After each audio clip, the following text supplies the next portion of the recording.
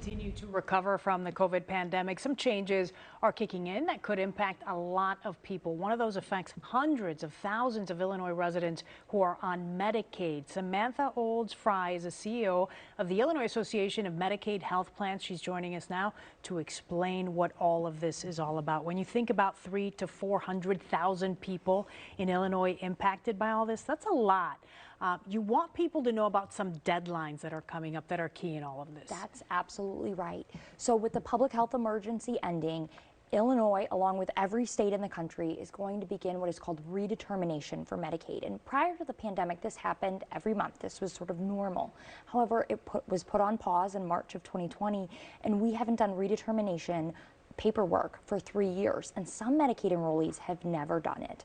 So beginning at the end of April, the state is going to start sending out letters to Medicaid members, and those individuals are going to need to return paperwork to ensure that they don't lose coverage.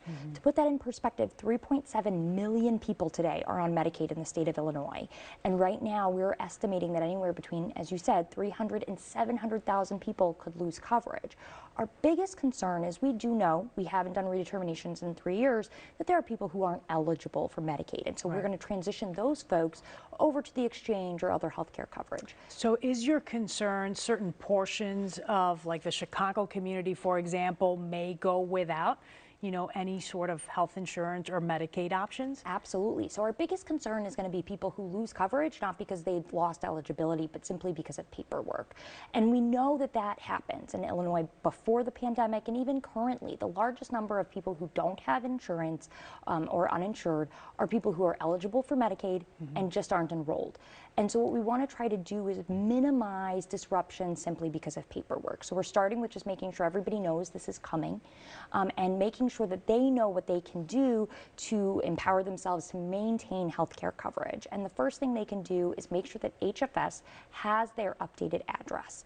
Make sure if they've moved over the past 3 years that the state agency knows where to mail this letter. The second is to know when their redetermination date is. So letters are going to start coming out at the end of April. However, this is an iterative process. Every month, new sets of letters are going to go out, and you'll have 60 days essentially to respond. So find out when your letter is coming. Is it going to come at the end of April, or is it coming in July? And then what do you do once you receive the letter? You're going to respond.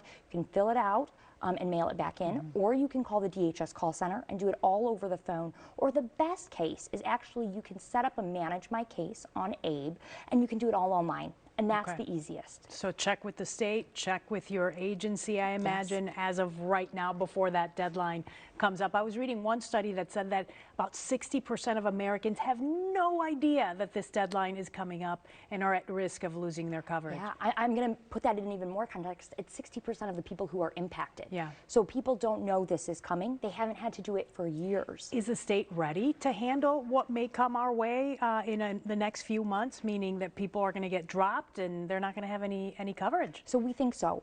We are in constant communication with the governor's office and HFS. They are committed to this. In the budget address that was last week, the governor outlined additional dollars to help members sort of navigate this process. We've also seen from the federal level some real commitment and increase in navigator dollars, and some national partnerships with our pharmacies. So if you go into Walgreens or CVS right now, you might actually see a poster that says, if you're on Medicaid, information. Now we know what it is. Yes. All right, Samantha, we appreciate your time. Thank you for coming in. Thank you so much for having me. All right, and we